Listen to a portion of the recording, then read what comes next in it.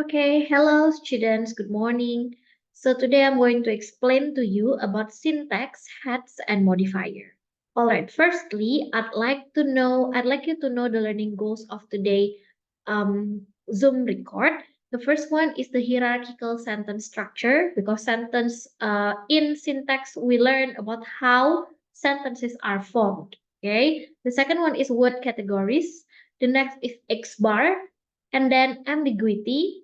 Next, recursion, and the last one is transformations.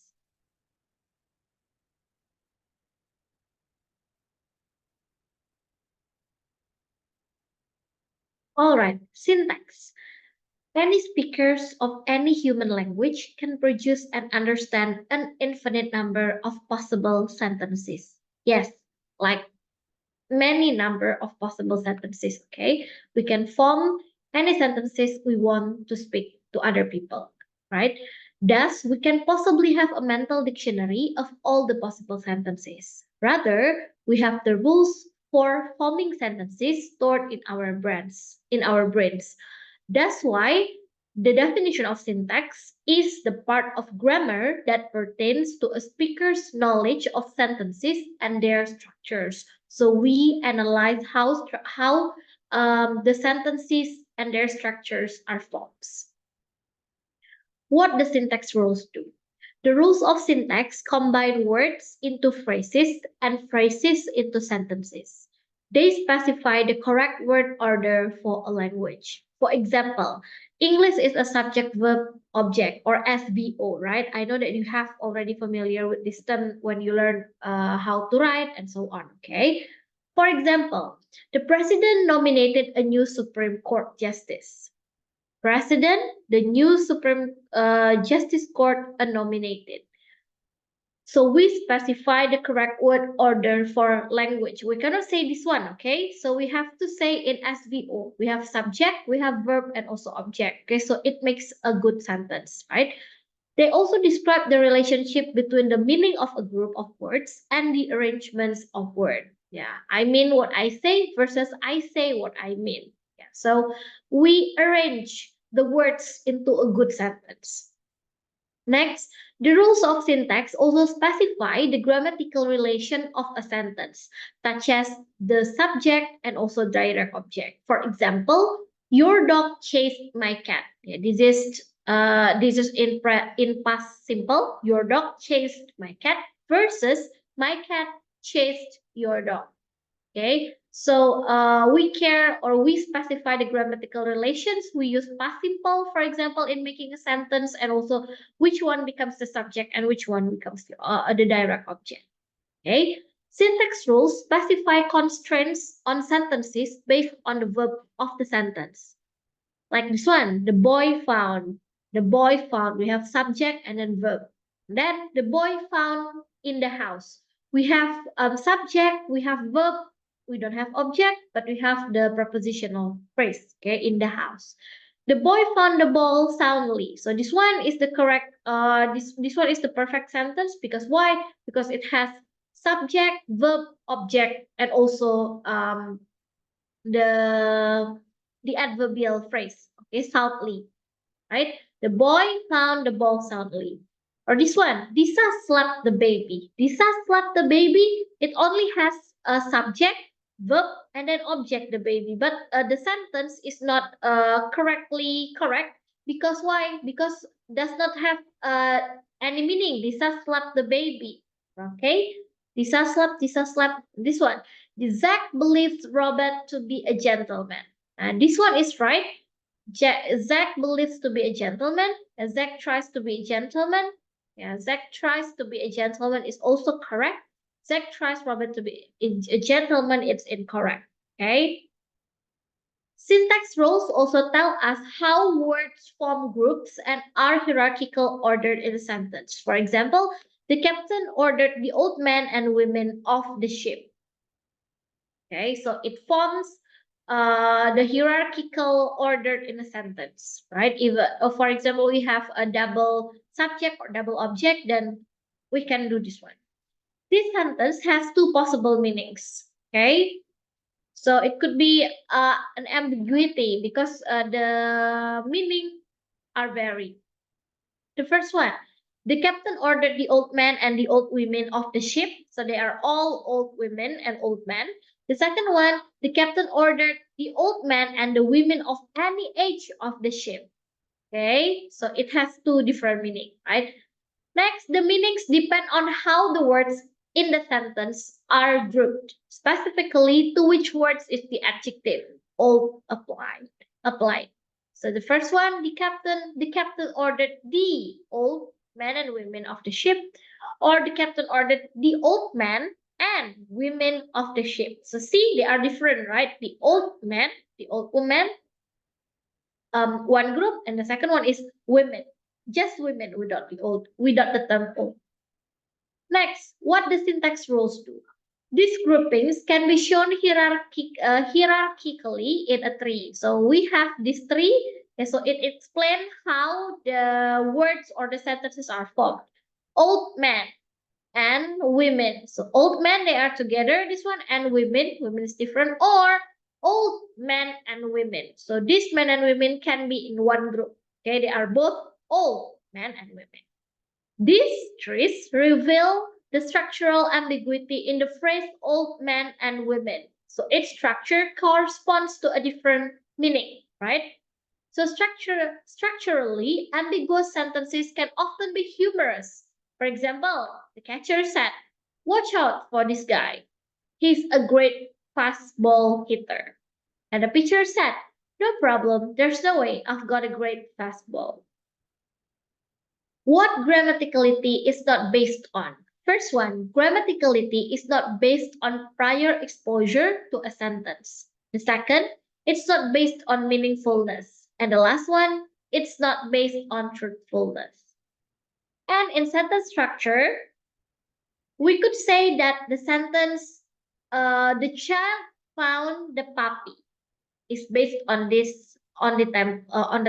template. Yeah, we have determiner, the, and then we have noun, child. We have verb found, determiner again, the, and the noun is puppy. Okay, so this is the sentence structure. But this would simply that sentences are just strings of word without internal structure. Okay, this sentence can actually be separated into several groups. For example, the first one, the child found a puppy. The child found by itself and then a puppy. Or the child found a puppy. So they can be separated into several groups. Okay. Next, sentence structure. Still in sentence structure, a tree diagram can be used to show the hierarchy of the sentence. Okay. So this one, the child, they are together because they are as the subject. Okay, we have determiner plus noun here, and then found stands alone since it's the verb, and the last one, a puppy, it's a group, is the determiner, and then puppy as the noun. Yeah, and here a puppy is the object. Constituents and constituency test. Constituents are the natural groupings in a sentence. Yeah, here we test for the test for constituency include first one, standalone test. If a group of words can stand alone, they form a constituent. For example, what did you find? A puppy. Two, replacement by a pronoun. Pronouns can replace constituents. For example, where did you find a puppy? I found him in the park. Okay, see, you see the difference, right? Between the first and also the second group. The third one, move as unit. If a group of words can be moved together, they are constituent. For example, the child found a puppy. A puppy was found by the child. Okay, so that's the constituent test of the sentence. Still in constituents and constituency test. So experimental evidence shows that people perceive sentences in groupings corresponding to constituents, and every sentence has at least one constituent structure. If a sentence has more than one constituent structure, then it is ambiguous and each constituent structure corresponds to a different meaning. So this one is the syntactic categories.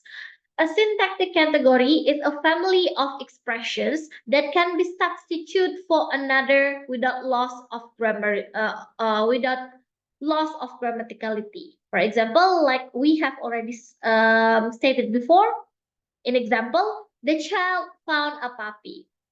A police officer found a puppy. Your neighbor found a puppy.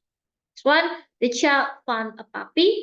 The child ate the cake. The child slept. So you can substitute um other phrase with another phrase. Okay.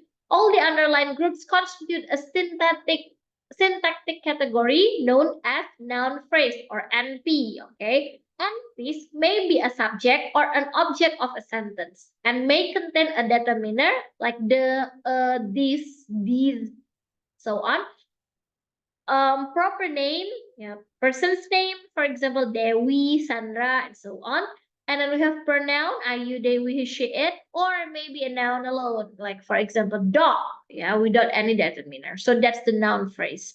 All the bolded groups constitute a syntactic category known as the verb phrase or VP. VPs must always contain a verb, but may also contain other constituents such as a noun phrase or a prepositional phrase. That's why when, for example, you join a TOEFL test, you take a TOEFL test, for example, you are quiet. We sometimes feel difficult, or we sometimes make a mistake in finding which one is in defining which one is the verb phrase and which one is the prepositional phrase, because sometimes people mistaken the prepositional phrase as the verb, okay, because it stands in the middle, for example, but it's not. Okay, so here syntactic categories. Phrasal categories, we have NP, noun phrase, PP, a VP, verb phrase, PP, prepositional phrase, HP, adjective phrase, and then the last one is adp, that's adverbial phrase. Okay, lexical categories, we have noun, verb, preposition, adjective, and adverb. So as noun, for example, puppy, girl, soup, happiness, pillow. Verb, find, run, yeah, action. The action verb, for example, find, run, sleep, realize, see, and want. Preposition, of course, this one you are familiar with, right? Up, down, across, into, from, and with. Adjective, red, big, candid, lucky, large. And then adverb, it explains the verb again carefully, luckily, very, and fairly. Of functional categories, auxiliary, verbs such as have and be, and modals such as may, can, will, shall, and must, and determiners like the, this, that, those, each, every. Okay, so they are called as determiners. Phrase structure trees. The core of every phrase is its head. Okay, so the head is the core of every phrase. You have to remember that. In the VP or verb phrase, walk the pucks, the verb walk is the head. This one is the head, okay? Because this one is NP actually, the pucks, okay? This one is the head. The phrasal category that may occur next to a head and elaborates on the meaning of the head is a complement. In the PP of prepositional phrase over the river, the NP, the river, is the complement. So this one is the complement, yeah. This one is preposition. Okay, so that's why it's called prepositional phrase, because there is preposition and also there is a complement there. Elements preceding the head are specifiers, and this one is the specifier. In the NP or noun phrase, the fish, the determiner, the is the specifier. Okay, so you understand, right? So which one is the head and also the specifier, okay? Phrase structure trees. So this is the phrase structure trees. This one, the internal structure of phrasal categories can be captured using the X bar schema. So this one, specifier of X, the egg, the head, and also the complement of the eggs. This is the example. Yeah, you can see it by yourself how they are actually formed. Okay, just over the hill. The mother of James Whistle. Okay, phrase structure trees. P.S. These trees show the internal structure of a sentence along with the syntactic category information. Okay, so we have so from the subject, we explain which one is the noun phrase and also a sentence. Yeah, we explain which one is the noun phrase and also the verb phrase. From this noun phrase, we describe it again into determiner and noun. Okay. Okay, here in a phrase structure tree, every higher node dominates all the categories beneath it. So sentence dominates everything, the S, okay? A node immediately dominates the categories directly below it. So sisters are categories that are immediately dominated by the same node. And the V and NP are sisters. All right, phrase structure trees. Selection. Some hats require a certain type of a complement and some don't. Okay. First one, the verb find requires an NP or noun phrase. For example, Alex found the ball. We cannot just say Alex found one. Okay. So we need the object there. So we have another NP at the end. So that's why the sentence becomes Alex found the ball. The second, the verb put requires both an NP or noun phrase and a PP or prepositional phrase. For example, Alex put the ball in the toy box. Alex put the ball. Put the ball where? So we need there again the prepositional phrase, right, in the toy box. The verb sleep cannot take a complement. Yeah, we cannot say that Alex slapped the baby, for example. What is it for? When you say I sleep, just say I sleep without any more complement at the end of the sentence. Next, the noun belief optionally selects a PP. Yeah, so there must be a prepositional phrase. The belief in the freedom of speech, for example, the belief in certain religion. The adjective proud optionally selects a PP. For example, proud. I'm proud. Proud of what? So you need another PP there. Proud of myself, for example. Proud of himself and so on. Herself here. C selection or subcategorization refers to the information about what types of complements a head can or must take. Phrase structure trees. Selection. So verbs also select subjects and complements based on semantic properties or the S selection. The verb murder requires a human subject or object. For example, the bear murdered the lamb. Okay, so it needs subject and object. The verb drink requires its subject to be animate or its optional complement object to be liquid. For example, the bear drank the lamb. Yeah. For a sentence to be well formed, it must conform to the structural constraints of PS or phrase structure rules, and must also obey the syntactic or C selection and semantic S selection requirements of the head of each phrase. So we need to the sentence need to be in a well form in terms of grammar, and also it has to be a good. It must also have a meaning, okay, or semantic. That's why it needs PS rules, C selection, and also S selection as the requirements of each phrase. Okay. Building phrase structure trees. Phrase structure rules specify the well-formed structures of a sentence. And a tree must match the phrase structure rules to be grammatical. Yeah, this one, okay, from 1 to 13. Building phrase structure trees, the majority of the Senate became afraid of the vice president. So this is the example. The majority or the Senate of the Senate. Yeah, this is also still the example. You can see how the trees are formed in explaining the sentence. Yeah. Next, the infinity of language, recursive rules. Recursive rules are rules in which a phrasal category can contain itself. And noun, a noun. Recursive rules allow a grammar to generate an infinite number of sentences.